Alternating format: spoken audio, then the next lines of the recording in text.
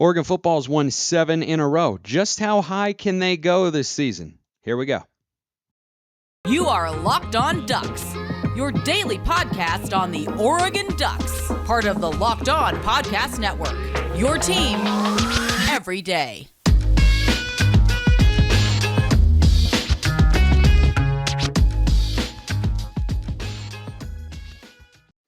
Yes, it is that time once again for Locked On Ducks. I'm your host, Spencer McLaughlin. Thank you so much for making this your first listen or your first view of the day, part of the Locked On Podcast Network, your number one source to stay up to date with the Ducks. Please continue to like, comment, subscribe wherever you're listening to or watching the show. Appreciate all of you who have done so already. Also, hopefully I don't look quite so spray tannish today here on the show, as one fan noted on YouTube. Working on that, always tweaking, always trying to adjust, make the show a little bit better. I should look a little clearer than I did before, got a better webcam and such, trying to give you all the best show experience possible because you do so much to support the show, including sending in your mailbag questions. You know the drill, YouTube comments or Twitter at smalls_55 or at Locked On Ducks. Spence, this is from ScoDucks05. Spence, you're the GOAT. You are far too kind, my friend. I have an interesting question, though. I agree we have amazing talent, and that being said, last year we beat Ohio State but let Colorado score 29 on us at home, which was more than Ohio State's 28 on the road. If we become disciplined with the talent we have, where do you see this team going, and what top teams can we potentially compete with if we were to make the playoff? Keep up the great work and go Ducks. Interesting you had that tidbit about the top teams we could compete with, because someone else has the same sort of question that I'll be answering today here on the show. But the talent maximization question is something that has played out in Oregon's favor, I would say, so far this year, because a year ago, we didn't get the ball to receivers a ton. The offense was not explosive. The defense was, porous at times, but it was okay. It wasn't great. It was just kind of middling and such. And it has been this year as well, though I've seen some improvement in a couple of notable areas, and they're doing it certainly with less overall personnel than what Tim DeRuyter had a season ago, right? He had Brandon Dorlus and DJ Johnson and Kayvon Thibodeau and Verone McKinley, who's starting with Javon Holland, which makes me smile. But anyway, so I think that's been one of the things this staff deserves a lot of credit for, is how they're maximizing talent, not just offensively, but defensively as well. I think DJ Johnson and Brandon Dorlus have become borderline game wreckers at times. I mean, when they win a 1v1, it looks like an NFL player doing that. Dorlus certainly is. DJ Johnson, maybe a little bit more fringe, but he's certainly got the size for it. And they just look like they have taken ownership on that defensive line, and that they have become the sort of players that we needed them to be coming into this season, right? Because neither one is Kayvon Thibodeau, but you got to try and replace that production somehow. I think they've done a good job. So in that sense, this staff certainly deserves credit, and I could go on 30 minutes about how the offense is maximizing the receivers and the tight ends in the passing game. And it was nice to see the multiplicity of the offense showcase the running backs in the passing game as well. But overall, we see Troy Franklin involved, Chase Cota, all 4 tight ends. Like all that stuff, I think has been really, really good. But the question that ScoDucks05 put in here about, well, how does Colorado score 29 on us at home a year ago and Ohio State only 28? The answer is situational football. Ohio State moved the ball in that game all day long. But thrice, we stopped them on 4th down. Not twice, thrice, as in 3 times. 2 of those instances came in scoring situations. Once was just beyond midfield. Noah Sewell made that great fill into the hole and stuffed Travion Henderson in the backfield. But the other 2 times, the opening drive for Ohio State, right? They go 60 yards or so down the field. Looks like they're going to score. They go for it on, I think it was a 4th and 6 or 7. They throw an incomplete pass. And then another time, they go down the field, and they've got a 4th down, and Chris Olave tries to bait the officials into a defensive pass interference. But Pac-12 refs weren't out there to help him, so he didn't get that call. Incomplete pass, stop on 4th down. The other thing you have to consider here, ScoDucks05 and everybody else, is that matchups in college football are peculiar things. Statistics over the course of a year will bear themselves out, but sometimes you just have an anomaly game. And one thing that happened against Colorado as well that I think allowed them to score 29 points, even though, Oregon had way more talent than them a year ago and does again this year, looking ahead to the game on Saturday, where Oregon is now up to 31.5 point favorites on the road. in what is not going to be an easy environment, by the way. Colorado fans show up, even though they're really, really bad. But when you get up big on a team, and I think we've seen that as recently as this Saturday, but frankly, all year long with Oregon, when you're up big, it's really hard for a defense to be as motivated and to be as focused and to be as driven as they are early in the game. It's really hard. So when you look at how Colorado was able to score 29 points, if I remember correctly, a couple of them came later in the game when it was really already decided, and we tried to put the backups in, but then Ty Thompson threw an interception, and then Anthony Brown had to go back in, and Colorado was still out there. But when a defense has a big lead, it's hard to motivate them the way that they have earlier in the game when it's just starting, when the game is still in the balance and you don't know who's going to win. But once you know, defense, way more than offense, is about energy and effort and having that sort of aggressive killer mentality. So, with regards to Oregon this year and what they can accomplish, I think we've seen a lot of players step up their game and elevate. And I think we've seen improvements from others. But have they hit their ceiling across the board? The answer to me is no. But there have been steps in that direction, which I think is encouraging when assessing a first year coaching staff on the offensive and defensive sides of the ball. And he's asking as well, can we potentially compete, what top teams can we potentially compete with if we were to make the playoff? Keep up the great work and go Ducks is the latter part of his question here, which will be a nice little transition into Kevin Jackson's question. First, I'll just share a couple quick thoughts on Seven McGee. I don't have that many. I really don't. It's not surprising. He wasn't able to work his way into the offense, right? He'd entered the portal. Lanning and company convinced him to stay. I'm sure he was given a chance, but the Bo Nix interception against Georgia down the field, Seven McGee was stumbling, and he wasn't able to find a role. I think he's got a lot of physical talents. I think he can be that Charles Nelson, Jalen Redd type player, but he just doesn't have a role in this offense because Chris Hudson's been really good, and the rest of the receivers have been really good, and the running backs are really deep. So I think it's just a byproduct of, when you recruit at a high level, you have that sort of depth. Players like that aren't going to see the field as much as they want to because Seven McGee has a lot of talent, has a lot of potential, and so he's going to go to a place where he can play elsewhere. And I wish him nothing but the best in that sense. Like I totally understand. He gave Lanning and company a chance. He gave Oregon a chance. I don't think he harbors any ill will towards the Ducks or the university. He just looks at it and says, well, this roster's too talented for me. I have to go elsewhere if I'm going to play. And I think that's something that is obviously well within his rights to do.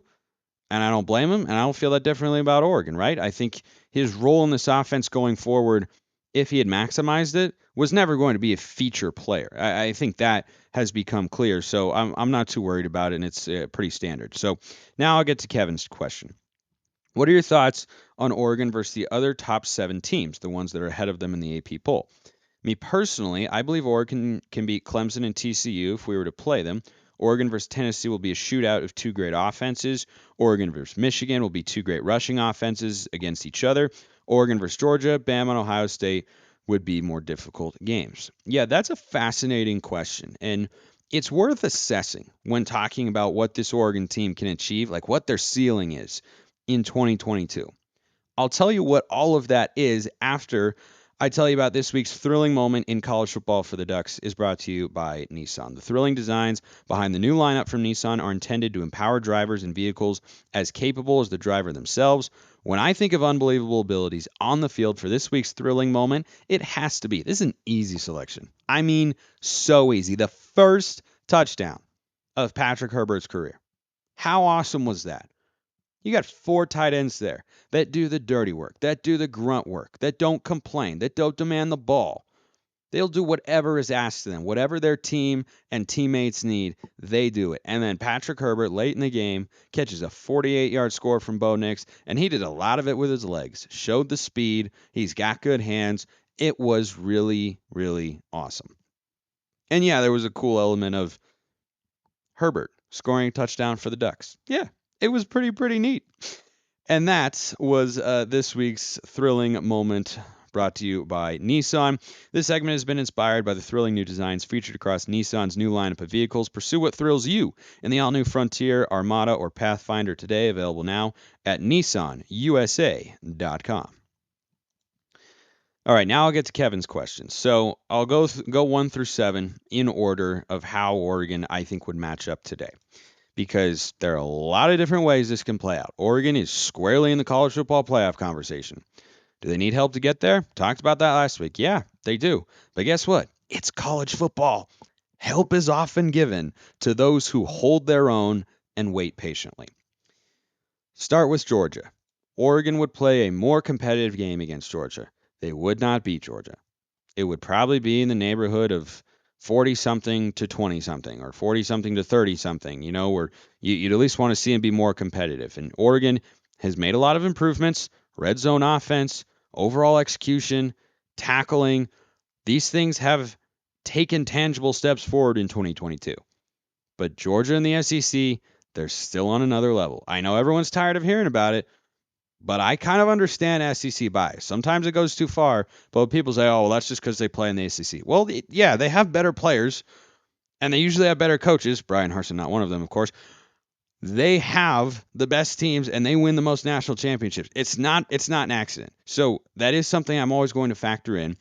I don't think Georgia is a good matchup because this is still a young staff that are finding their footing, no doubt. But Kirby Smart, and this applies to Nick Saban as well, still have a big coaching advantage over Dan Lanning and company. That's just reality. And so would Oregon still lose to Georgia? Yeah, they would. And they would also get out-athleted at some positions because Oregon has recruited very well, has a very good roster. Georgia's is still better because Georgia recruits at a ridiculous level. Tennessee, interesting matchup here. I am more scared, hypothetically, of Alabama than Tennessee. 2 reasons. Number 1, until Tennessee beats Georgia, I am not going to be all in on their, one of the best team in college football at this point in time. I think they're very good. They're deserved of their number 2 ranking in the country right now, though I think Ohio State overall is a better team. Here's the thing that you have to ask yourself with Tennessee. I believe there is something to the idea of having been in the college football playoff discussion with your staff and players for several years and understanding what it's like to be in that situation and then arriving in that situation. And Tennessee is the new kid on the block, right? When you go to the top 4 and you see that orange tee, it looks a little weird, doesn't it? Because they haven't been there before. So I think Josh Heupel had one great game. But to be a true national title contender, you can't have one great game. Texas A&M has had one great game. Tennessee is now in prove-it mode. You beat Alabama. You've beaten everybody else who you should have. They were really impressive against a good Kentucky team on Saturday. No doubt. But now you get to play Georgia. Now you get to see, are you actually at that level? Or are you still kind of in that we're getting there and we're chipping away mode? Was that Alabama win a signal of your arrival into that top class of college football teams, or was it that was a really big win, but this is still a team that has some questions? I think that's what part of what makes that game so fascinating for Tennessee. If they win that game, full respect, national title contender. But right now, I still think Tennessee is really good, but I don't think they're on Alabama and Georgia's level consistently. I know they beat Alabama. They were better for one day. But what's made Nick Saban so good and so dominant is he's better than teams multiple days. If that makes sense. Like, he's good on this day, and he's good on this one. Texas A&M beat Alabama last year, but they weren't good on all the other days. Alabama picks up these big wins, or LSU when they had Joe Burrow picks up a big win over Alabama, and then they go back it up. Tennessee's got to go back it up, prove it wasn't a fluke. So they've got a prolific offense, but I think Oregon would be able to score on them. I do, because though Alabama's offense is quite good, they've got one of the best players in the country, reigning Heisman Trophy winner, of course, and Bryce Young. I don't think their weapons are as good as they have been in past years. They're certainly not as good as Ohio State's, who's next here. And if Oregon played Ohio State, I know all you Duck fans want to say, oh, we beat them before, we could do it again. Not quite. 2 reasons why. Number 1, C.J. Stroud is a much better quarterback than what he was when the Ducks played him. He made a lot of really good throws. He also missed a number of throws. He is a more refined, improved player, which is what you'd expect when you have a smart offensive coach in Ryan Day, who's a Chip Kelly disciple and does a really, really good job offensively. He is very smart. The other reason, though, that Oregon, I think, would struggle with Ohio State, I think there's two reasons, but one big change from a year ago is they ran all over Ohio State last year. They ran all over them, and it's a credit to the offensive line. But Ohio State's got a new defensive coordinator, and his name is Jim Knowles, and he's really good. He's really, really good. He was Oklahoma State's defensive coordinator last year. Yeah, Oklahoma State, now that they don't have him, they just allowed 48 points to Kansas State. They weren't doing that with Jim Knowles at the helm. So Joe Moorhead had a very good day scheming against that Buckeyes defense. But right now, it's a much tougher unit to score on. Go ask Penn State. That defensive end that Ohio State's got. Yeah, he had an interception return for a touchdown. He had a strip sack and recovered the fumble. He had a tip that led to an interception. Might have had 2 interceptions. He's one of the most dominant defensive players in a single day I have ever seen. It is absolutely ridiculous. He has a name that's kind of hard to remember. So, but you all know who I'm talking about. That and everything else Ohio State does defensively, they're much improved. So could Oregon do it? Sure. I don't think it's night and day, but is Ohio State a better team this year than last year? Yeah, by a lot. And then the third thing, why we'd struggle with the Buckeyes. They got an elite receiving core, and Oregon's got one corner who I trust to hold up and at least hold his own consistently throughout the course of the game. Because if you're telling me you've got a one-on-one with any of them, Emeka Ibuka, Marvin Harrison Jr., Jackson Smith and Jigba, any of those guys one-on-one with Trikweze Bridges, yeah, that's not going to end well. I think Ohio State would be a pretty tough matchup. Michigan, be a great football game. Gosh, that'd be a great.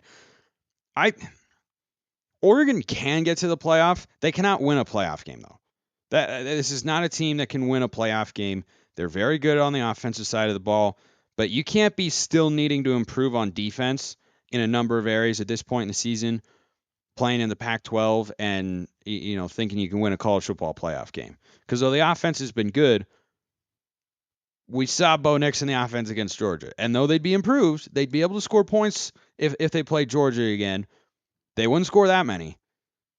Like, I know the improvement's been there. I've seen it. You've seen it.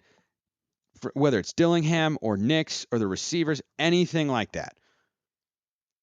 Georgia's still on another level. But Michigan, if Oregon doesn't get to the playoff, and I don't suspect they will, and they can win the Pac-12 championship and get to the Rose Bowl, be a great football game.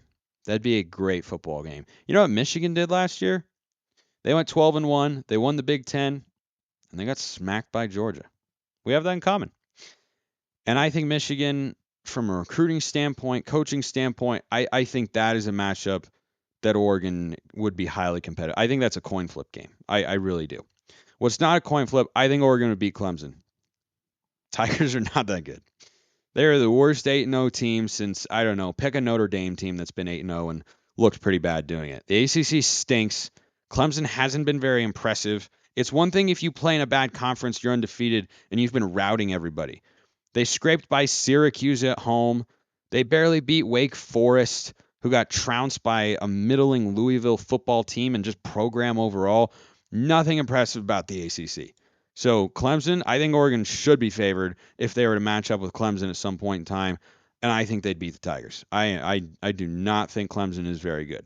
If they go undefeated, they should be in the playoff, and here's why you should feel that way too, Duck fans. I'll tell you after I tell you about sweat block. Yeah, I kept you on the edge right there. Look, everyone deals with sweating or body odor. It's just a natural thing, right? We all understand it. Mike, who is a Vegas resort concierge, was sweating through his suit coat on the job in less than an hour. But he's not doing that anymore thanks to Sweat Block. That's a real review. That's a real customer review of a product that was made by a doctor to fix his own sweating and body odor issues. Sweat Block wipes, also something you got to have. They're a must-have for everyone's toiletry bag, whether it's a big presentation or a hot date, which you all know I'm not going on, but you know what? That's okay.